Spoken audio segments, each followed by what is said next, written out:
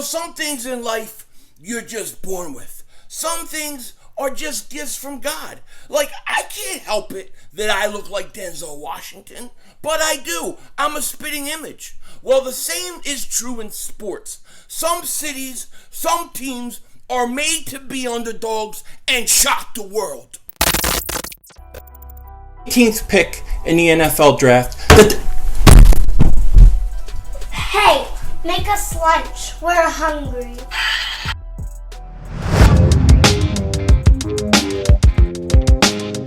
Dallas still stinks. You're right to win, Denzel Washington here. I'm just kidding. For those who are just clicking on it, I am not Denzel Washington, but I can't help it that I'm a spitting image of him. You know what I mean? It is what it is. Second best jawline in all of YouTube. Now, this Thursday is a huge game for the Eagles. This is a huge game with a huge task in front of us, okay? Everybody and their mother is going to pick the Tampa Bay Buccaneers. And I would not have it any other way. Because the truth of the matter is this. The Eagles are always best as underdogs. And if they lose this game, it's what we expected, okay? But after they get through this game, there is going to be the opportunity to string some wins together. Because the Raiders, they just lost Gruden. That team could be in total disarray. So all of a sudden, we don't know what mental state the Las Vegas Raiders are going to be in. But I'm not trying to say we should just pack this game in. We can't win, none of that. No, we got a fighter's chance. We can go in there. We can give it our best shot. Okay? And I think that the Eagles should definitely go into this game and feel like, hey, we have no pressure on us. They got all the pressure. They're the champs. They're supposed to come in and win. And go out and fight this team. Fight them tooth and nail to the end. I'm ready to go. Put a helmet on this mother humper. Put a helmet on Fat Flash. And I'm ready to go. Okay? That's the truth of the matter. I mean, just being honest, I think this is a hard game for the Eagles to win. No question about it. But it's not impossible. Things crazier have happened. There have been bigger upsets. Just see the Super Bowl when the Eagles beat the Patriots with a backup quarterback, okay? Nobody thought that was going to happen. So, we got a shot this week, okay?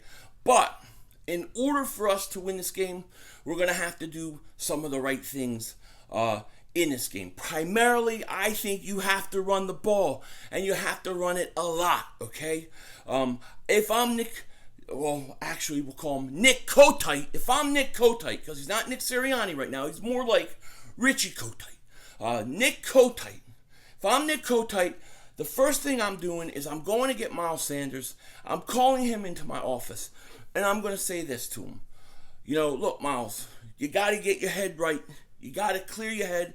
You got to get focused, man. None of this, running out of bounds when we're trying to run out the clock, we can't have that. And I got to tell you, I have to apologize to you as the coach, as the cannoli-eating gabagool dish router who don't deserve any cannolis.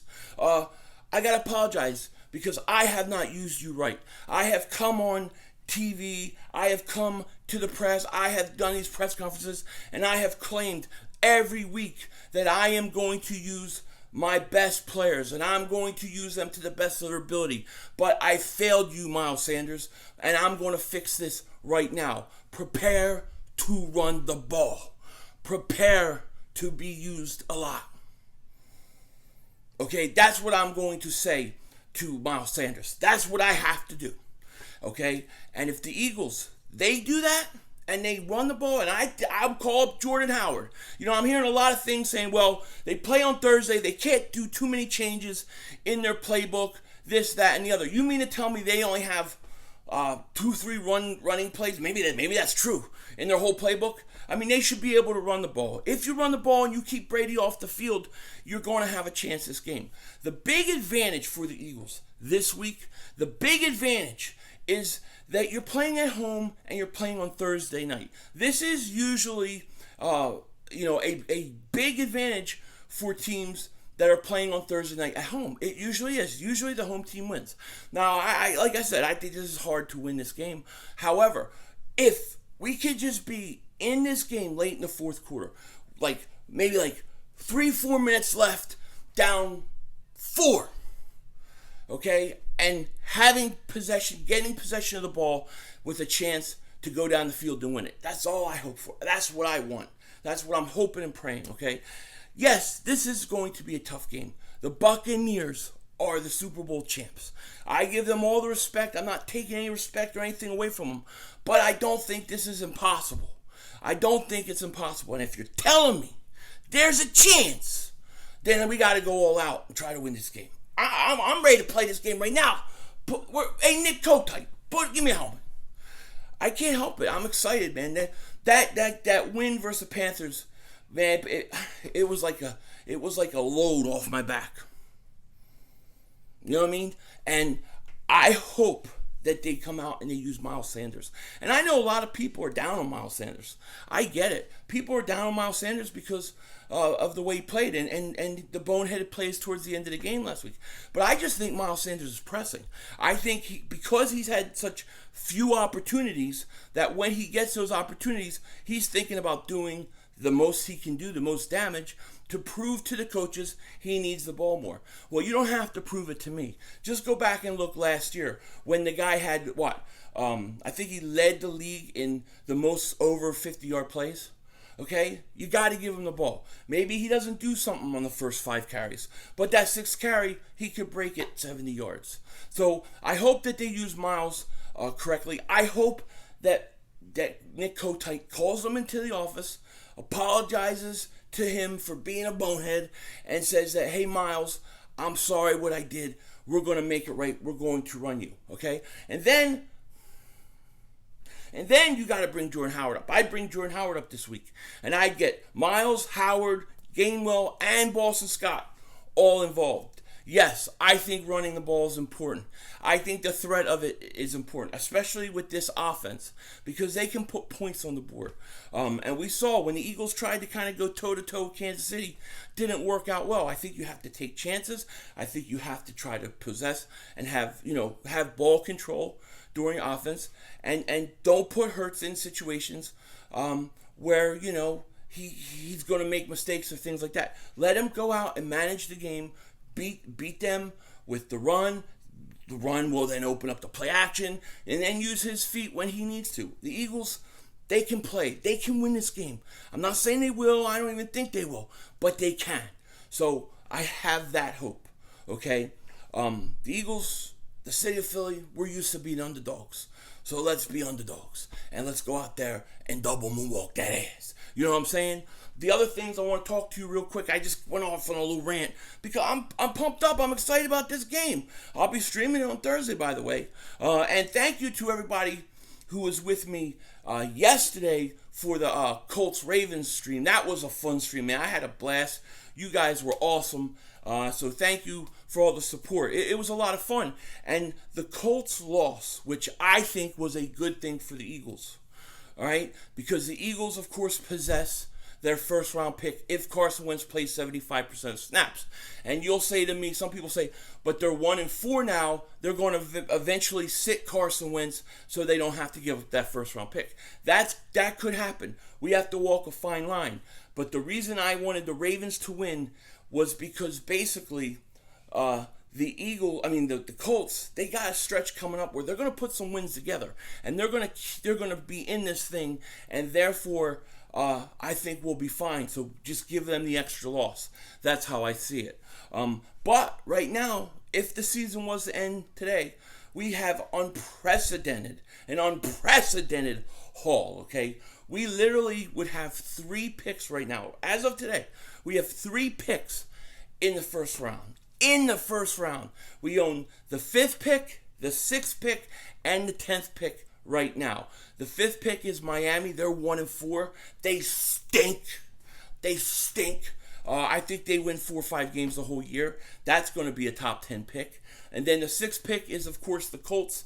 I expect that to change. I think they got games versus Jacksonville coming up, the Jets coming up, Houston coming up. So they're going to put some stuff together However, if you could get me, a top 5 pick by Miami, and between 15 and 20 by the Colts, and then whatever the Eagles get, man, you could do so much with those picks. Can't have Howie picking, but you got a lot of opportunity. So it's going to be very interesting.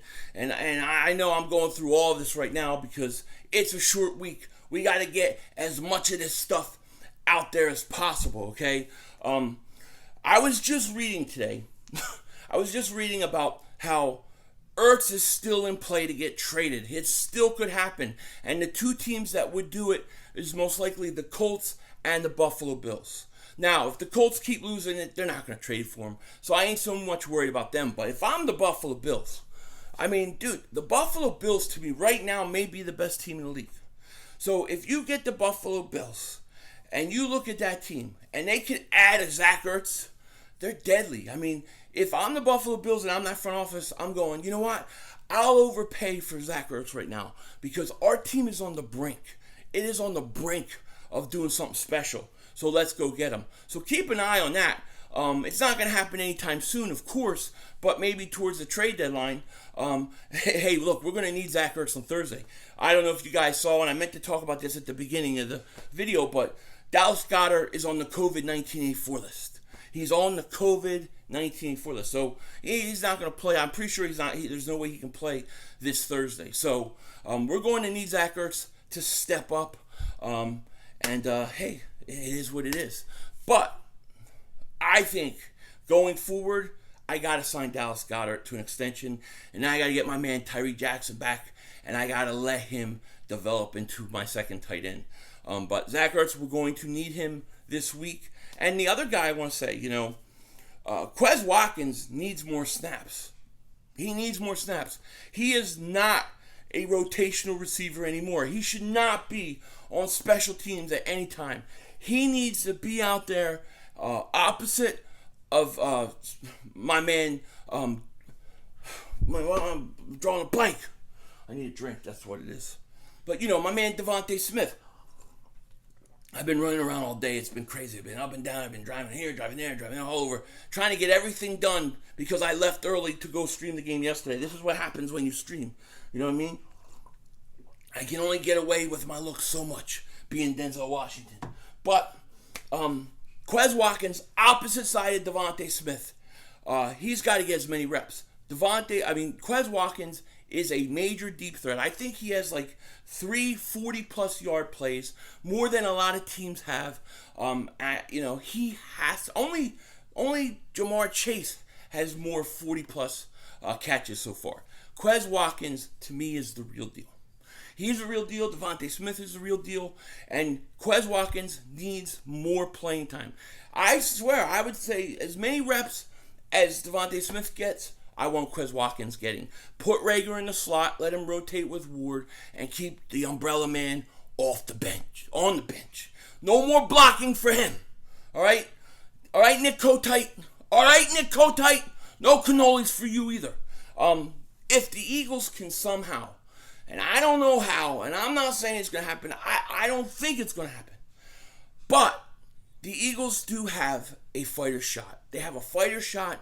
They have a home game Thursday. If you get pressure on Brady, you have a shot. It's not going to be easy. I'm not saying it is.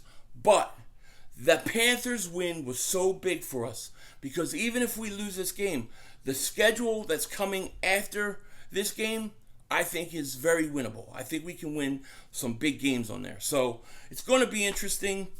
That's kind of what's happening tomorrow. I'll have my preview prediction video out. I also got a Philly shakedown tomorrow night. We're doing it Wednesday night, and we'll do the post game on Thursday night.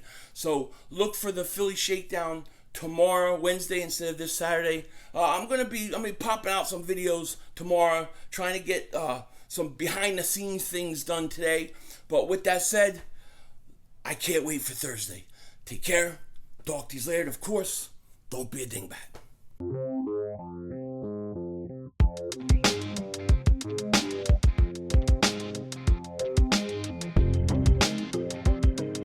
Alright, so we finally finished our bet with Mark Holmes. Saturday was the last day, actually, but we no longer have to wear this shirt, which means we got to do something with it. I don't know, should we burn it?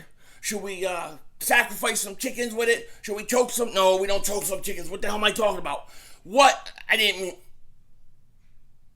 Yeah, pause. All right, so we got to figure out what to do with this thing. I didn't mean to say that. But my bets are not done yet. I got one more. Shout out to Duke Bothers. I had a bet with him for a Eagles hat. If I lost, I had to send him an autographed Eagles hat. And I didn't want to send him one of my old ones or one of my used ones. So we got him this brand new hat. And we are going to be autographing this mother humper and sending it out to him. So, Duke Bothers, your hat is on the way.